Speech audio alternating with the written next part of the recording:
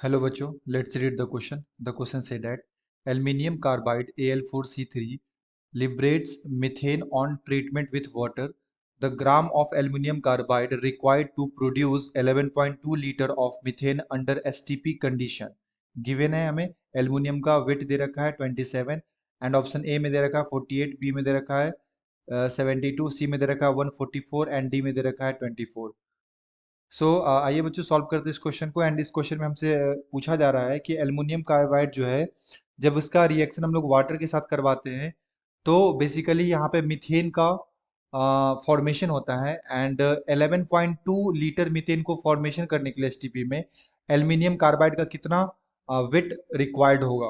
Okay, तो ये हमसे पूछा जा रहा है। तो फर्स्ट ऑफ ऑल बात करते हैं यहाँ पे की कॉन्सेप्ट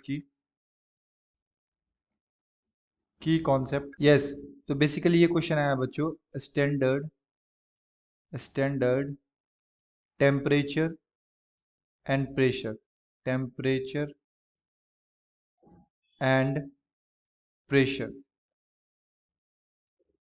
प्रेशर एसटीपी।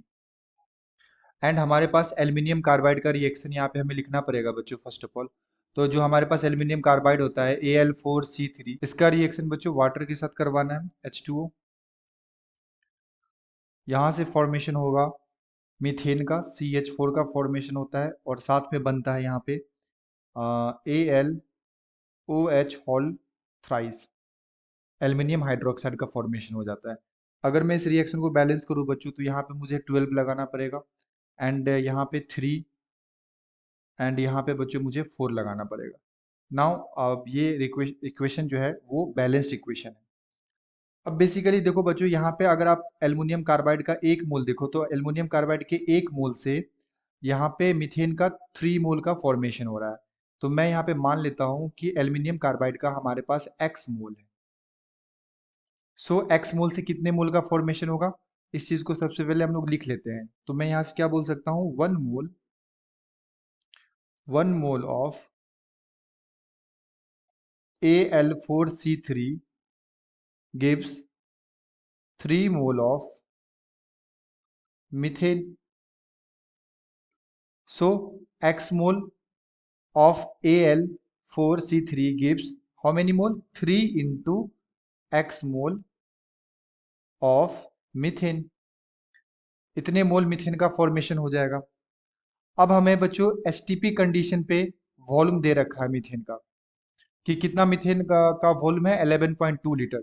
सो एट एसटीपी मोल में क्या लिख सकता हूँ बच्चों, ये मोल इक्वल टू होता है volume of gas, volume of gas at STP divided by 22.4 litre.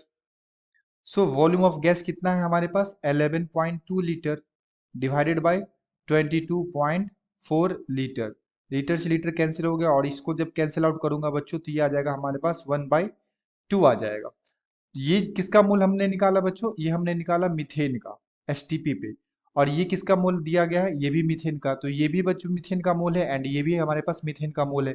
तो इस दोनों इक्वेशन को मैं इक्वल कर सकता हूँ। सो मैं यहाँ से लिख सकता हूँ बच्चों 1/2 इक्वल टू 3x। तो यहाँ से जो x का वैल्यू आएगा वो कितना आ जाएगा, ये 1/6 मोल आ जाएगा हमारे पास। एंड x हमने किसे माना था, x माना था moles of Al4C3 aluminium carbide.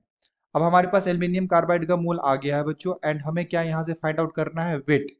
So moles moles of aluminium carbide Al4C3, ये क्या लिख सकता हूँ बच्चों, given weight by molar weight. अब एल्युमिनियम कार्बाइड का मोलर वेट सबसे पहले फाइंड कर लेते हैं। तो यहाँ पे एक एल्युमिनियम का वेट होता है 27, कितने हैं 4, तो 4 से मल्टीप्लाई करना पड़ेगा। प्लस एक कार्बन का वेट होता है 12, कितने हैं 3, तो 3 से मल्टीप्लाई करना पड़ेगा। जब मैं इसे ऐड करूंगा बच्चों तो ये आ जाएगा मेरे पास 144 ग्राम पर मोल। सो मोल्स हमने निकाल लिया, कितना 1/6 इक्वल टू वेट हमें निकालना है एंड हमारे पास मोलर वेट कितना आ गया 144। सो यहाँ से मैं वेट इक्वल टू क्या लिख सकता हूँ बच्चों, वेट इक्वल टू हो जाएगा 144 डिवाइडेड बाई 6, है ना। ये हमारे पास ग्राम पर मोल है एंड ये हमारे पास मोल है। तो मोल से ये मोल कैंसिल हो जाएगा। तो जो वेट आएगा बच्चों ये ग्राम में आ जाएगा। एंड यहाँ से मैं कितना आ जाएगा, यहाँ से आ जाएगा W इक्वल टू 24 ग्राम। ये आ जाएगा हमारे पास आंसर बच्चों। 24 ग्राम रिक्वायरमेंट होंगे कितने के लिए, 11.2 लीटर का फॉर्मेशन करने के लिए एट एसटीपी। अगर मैं यहाँ से ऑप्शन चेक करूँ बच्चों तो यहाँ पे ऑप्शन नंबर डी में दे रखा है 24। So the correct answer is option number D. I hope you will understood it well. Best of luck. Thank you.